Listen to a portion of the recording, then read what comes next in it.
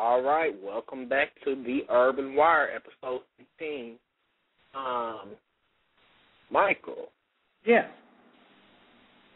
So, what do you think about these high gas prices? Like, I know that I know your pockets are feeling like they've been raped.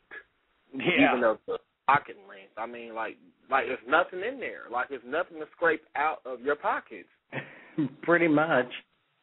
I don't know. I wish the Middle East would figure out what the hell it's going to do so that the rest of us could actually get back to a budget and stick to it. Well, honey, you know it's bad anytime you have to budget, you know, just to keep enough gas. Like you're going to be able to afford to drive to work. Yeah. You know, pretty soon people going to have to literally get another job just to, to be able to have enough transportation to just take care of the basics, you know. Yeah. And, you know, we live in Indiana. Indiana is just one of those states where you have to have a car or, to just to survive because, you know, the public transportation system here in Indianapolis is pretty much worthless. And I've heard that from several people. So, you know, you need a dependable car if you're going to move here to Indiana. You know, so it's one of those things, it's like we can't really avoid it.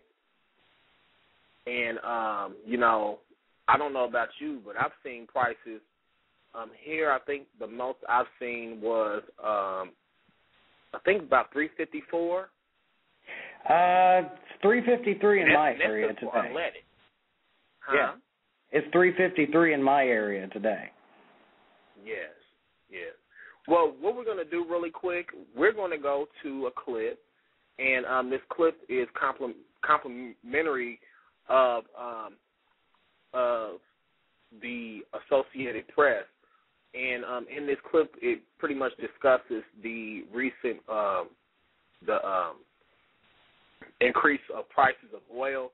And when we come back, we're going to discuss this clip, and I'm going to get your point of view on it, and then I'm going to give my point of view, and then we're going to move on to the next topic.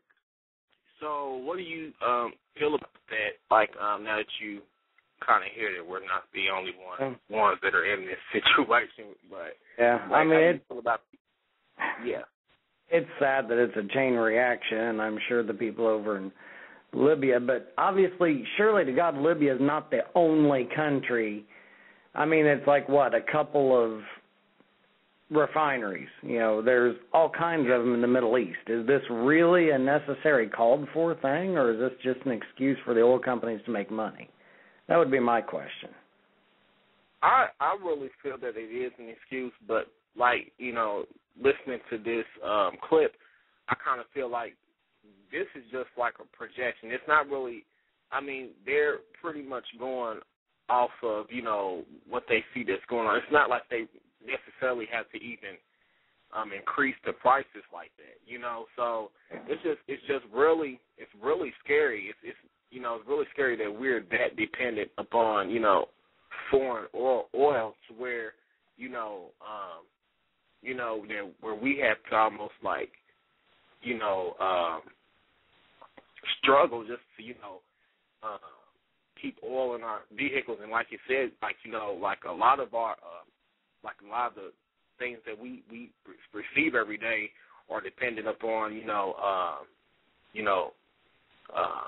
trucks and things like that to deliver. Like, so it's just kind of like scary that we're that dependent upon like foreign oil, you know, and it's just, you know, we're the ones that have to feel the brunt of that, you know, with these prices, you know, on the rise like that. So it's a lot to think about, you know, and I think, you know, with this whole conflict going on over there, I can see that it's, you know, I've heard like some reports saying that it's going to be well over $4.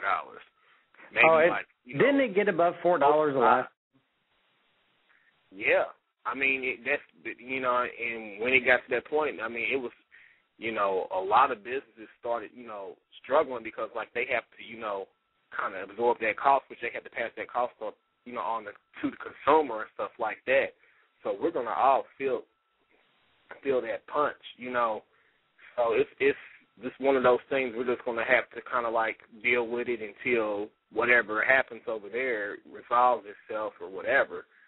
So, I don't know, but from what I heard, it might even be a little worse than last time. So, yeah, it's possible. Yeah.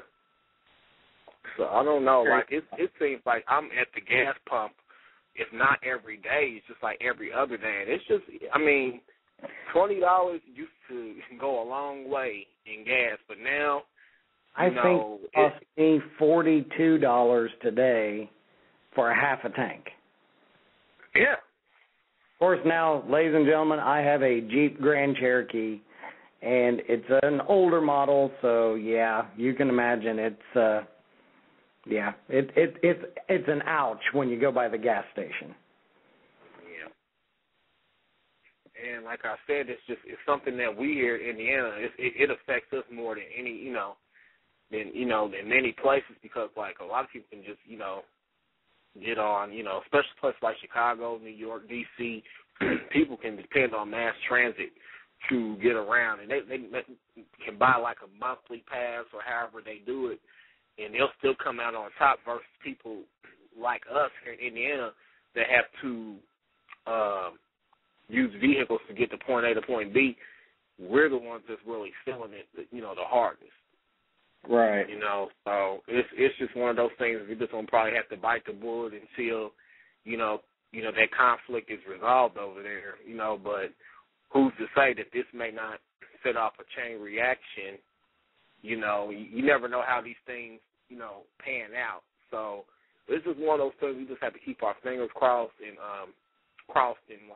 just hope for the best.